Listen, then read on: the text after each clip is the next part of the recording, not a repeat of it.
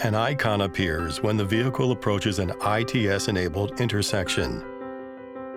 The infrastructure detects incoming vehicles and pedestrians, and dedicated wireless ITS communication transmits that information in real time. If there is a hazard that might be out of view of the driver and vehicle on a right turn, such as when incoming vehicles are hidden behind another vehicle or other object, the system will use visual and audio alerts to warn drivers who start to turn while unaware of these potential hazards.